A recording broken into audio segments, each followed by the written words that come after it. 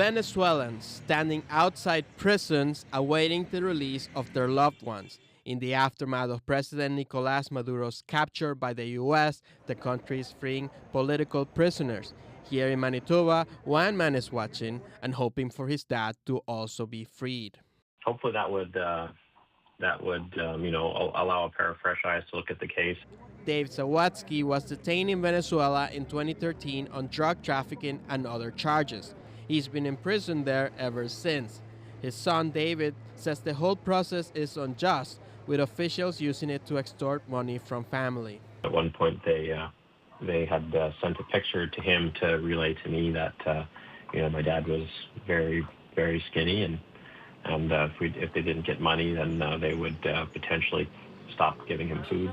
Sawatzky was arrested with a Colombian national. They'd left Belize on a small aircraft. 12 hours later, they ran out of gas and landed on a closed airstrip in western Venezuela, where they were taken by the National Guard.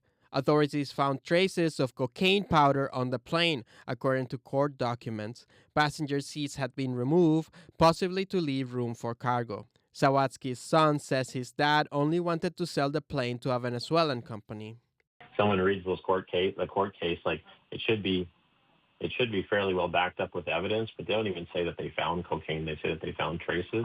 Because it's a fake sentence, in my opinion, I think it'll just continue on. Like there'll just be no end, basically. The man's sentence was reduced to 17 years after an appeal. He's now in this prison. CBC News spoke with one of the lawyers who handled the case. We're not naming them because they fear government retaliation. The lawyer said that under their court system, Sawatzky should be free by now based on the amount of time he worked while in prison. But judges haven't done the proper paperwork to approve that. No one has said he's a political prisoner, but you bring up the Canadian and everyone gets scared, they said.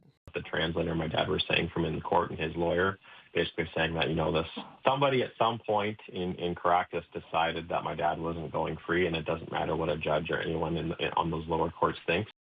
Global Affairs Canada says it's aware of the detention of a Canadian citizen and officials are helping, but it cannot say more because of privacy reasons. Arturo Chang, CBC News, Winnipeg.